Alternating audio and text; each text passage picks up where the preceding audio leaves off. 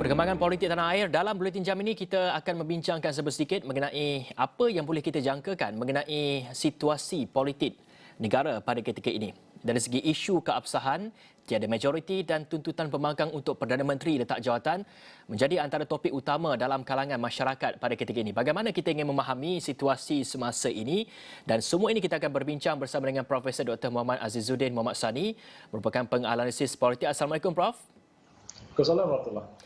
Baik Prof, sekiranya benar hilang majoriti, apakah situasi ataupun senario yang boleh kita jangkakan Prof? Situasi yang kita akan jangkakan sebenarnya akan berlaku langkah demi langkah lah. Dia terus kepada proses pertukaran kerajaan dan sebagainya. Tapi langkah yang pertama yang harus dihadapi ialah sekiranya majoriti tidak ada, tidak cukup dikatakan Sri Muhyiddin Yassin ada 100 saja ahli parlimen. Jadi beliau terpaksa untuk meletakkan jawatan beliau lah. Itu langkah yang pertama. Dan beliau juga boleh mengusulkan supaya kepada Yang Tuan Agong lah berdasarkan perkara 43/4 untuk membubarkan parlimen. Namun begitu kalau ikut dalam perkara 40/2 Agong pula boleh menyatakan, Yang Tuan Agong boleh menyatakan sama ada tidak setuju dengan pembubaran parlimen tersebut kerana faktor yang kita tahu sekarang, faktor COVID-19. Jadi dalam konteks ini mungkin perkara yang akan berlaku ialah pertamanya apabila Perdana Menteri terpaksa meletak jawatan, jadi ini termasuklah kabinet keseluruhan. Kerana keadaan itu berlaku adalah kerana kerajaan yang terbentuk sudah hilang majoriti. Kalau ada juga kerajaan yang Perdana Menterinya bertukar, pernah berlaku ketika Tun Abdullah Ahmad Badawi mengambil alih daripada Tun Mahathir ketika 2004 dulu, yang mana kerajaannya masih kerajaan yang sama kerana majoritinya cukup. Jadi tukaran Perdana Menteri saja. Tapi dalam konteks ini sebabkan tidak cukup majoriti, terpaksa kabinet juga berundur daripada terus merintah negara lah. Jadi dalam konteks itu saya rasa proses seterusnya adalah terletak kepada Yang Tuan Agong lah untuk menentukan siapa yang mendapat majoriti lah untuk membentuk kerajaan. Ini persoalan yang kita mungkin menarik untuk spekulate ataupun menjangkakan siapa yang ada jumlah majoriti yang sesuai lah untuk membentukkan kerajaan lah. Tapi dalam konteks ini saya rasa apa yang mungkin akan berlaku mungkin juga sama dengan apa yang berlaku pada tahun lepas lah, apabila pertukaran kerajaan berlaku antara Pakatan Harapan dan juga Perikatan Nasional. Apabila Tun Mahathir letak jawatan, dan bila Tun Mahathir letak jawatan sebenarnya boleh dipangku oleh Timbalan Perdana Menteri ketika itu, sebab Pakatan Harapan masih lagi ada majoriti. Cuma di saat itu juga Parti Bersatu keluar daripada Pakatan Harapan, menyebabkan runtuhlah kerajaan Pakatan Harapan. Jadi untuk itu perlu dilantik seorang Perdana Menteri atau caretaker, atau disebut juga sebagai Perdana Menteri interim lah untuk sementara waktu, sehingga tempoh pengganti Perdana Menteri yang baru dan kerajaan yang baru dibentuklah. Jadi situasi yang sama macam lepas mungkin akan berlaku pada masa akan datang. Prof, sekiranya Perdana Menteri mengambil pendekatan untuk meletakkan jawatan, bagaimana dari sudut semasa rundingan pembentukan kerajaan itu mungkin akan memakan masa yang agak lama. Siapa yang agaknya yang akan menjadi caretaker kepada kerajaan semua? Caretaker sebenarnya bergantung kepada Yang Tuan Agong.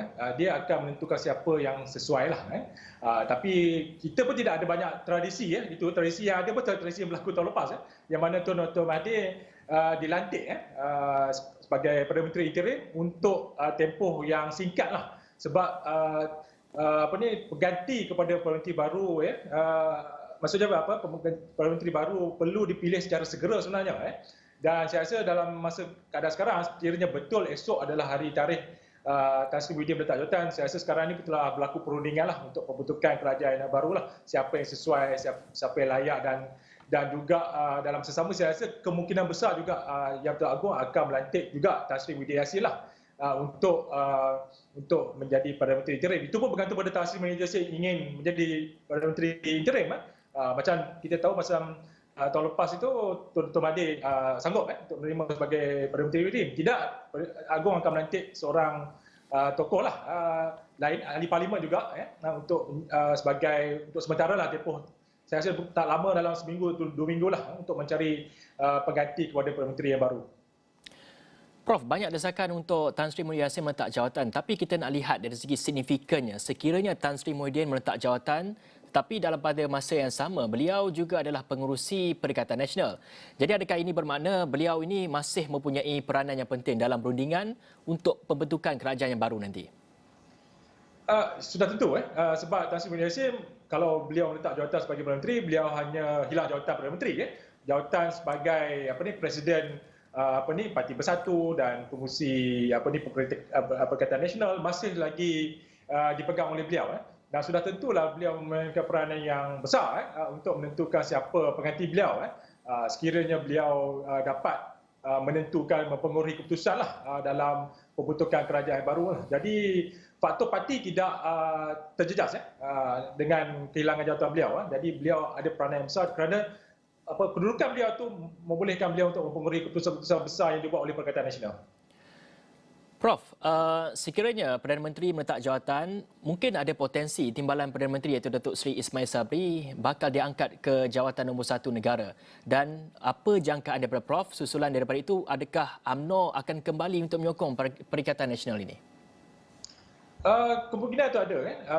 Saya lihat dalam UMNO sendiri pun walaupun ada rasa kecewa sikitlah di kalangan pemimpinan kerana sokongan yang diberikan oleh Datuk Ismail Sabri terhadap Perdana Menteri Tan Sri Muhyiddin Yassin tapi saya rasa seperti kata Datuk Seri Najib dan juga Presiden UMNO sendiri Datuk Seri Zahid Hamidi mereka mengalu-alukan sebenarnya PPP UMNO yang berada dalam Perikatan Nasional untuk kembalilah ke pangkuan UMNO itu balik dan dalam konteks ini saya rasa memang hasrat UMNO sebenarnya ingin melihat Perdana Menteri itu di kalangan PPP UMNO jadi siapa yang sesuai kalau saya lihat paling sesuai sebenarnya Presiden Datuk Seri Zahid Hamidi cuma beliau sedang tak tahulah kalau perkiraan prosedur mahkamah yang dilalui beliau tu sebagai halangan beliau untuk jadi Perdana Menteri mungkin juga beliau tidak terima untuk jawatan ini dan serahkan kepada timbalan beliau tapi cuma timbalan beliau pula adalah ahli Dewan Undangan Negeri Tok Mat dia tak mampu untuk jadi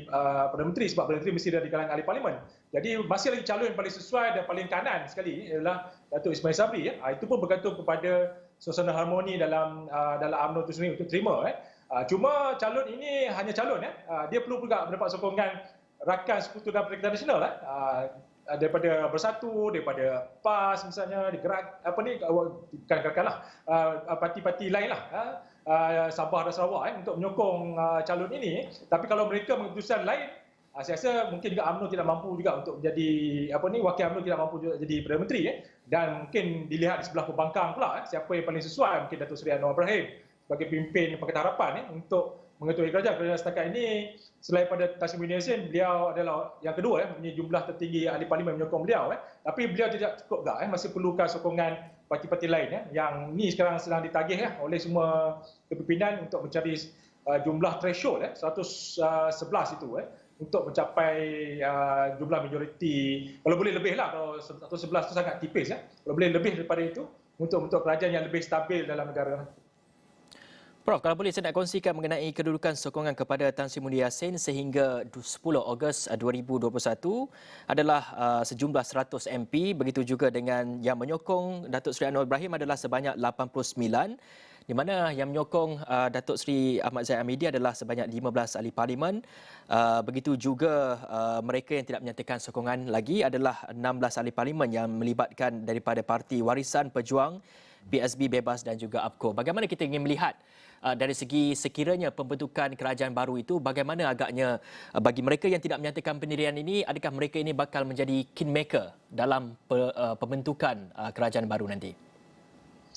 Ya, sekarang ni kita tak tahu siapa yang sebenarnya sebagai kingmaker bergantung kepada sekiranya ada yang saya sebut sebagai configuration politik maksudnya selepas Perdana Menteri meletakkan jawatan jadi berlaku gerakanlah perubahan sokongan itu di kalangan parti-parti politik dan pemimpin politik terutamanya ahli parlimen untuk menyokong sesuatu tokoh itu untuk membentuk kerajaan. Jadi sekarang ni mungkin mereka melihat di pihak Tan Sri Muhyiddin Yassin Perikatan Nasional masih ada 100 dan masih lagi dikira sebagai blok yang besar kemungkinan juga UMNO yang 15 tu akan kembali dan menyokong semula untuk memilih seorang calon daripada UMNO misalnya. Tapi mungkin Bersatu tidak setuju. Jadi mungkin ada polemik pula dari situ. Di pihak pembangkang pun sama juga. Datuk Seri Anwar mungkin yang terbanyak, tapi mungkin setakat ini saya nampak solid dalam Pakatan Harapan untuk itu, dan malah ada yang lompat sebelum ini pun ingin kembali balik kepada Pakatan Harapan, tapi masih lagi tidak cukup majoriti tersebut. Jadi itu yang perlukan konfigurasi baru, mungkin daripada Sarawak ataupun daripada mana-mana dalam Perikatan Nasional yang menyokong pula Anwar Ibrahim, baru dia boleh menjadi Perdana Menteri. Tidak, saya rasa agak sukar lah untuk mencari jumlah yang sebenar, siapa yang sesuai untuk jadi Perdana Menteri lah. Baik, terima kasih Profesor Dr. Muhammad Azizuddin Mohamed Sani, penganalisis politik, atas penerangan sedikit mengenai isu politik dalam negara kita, apa yang dapat kita jangkakan.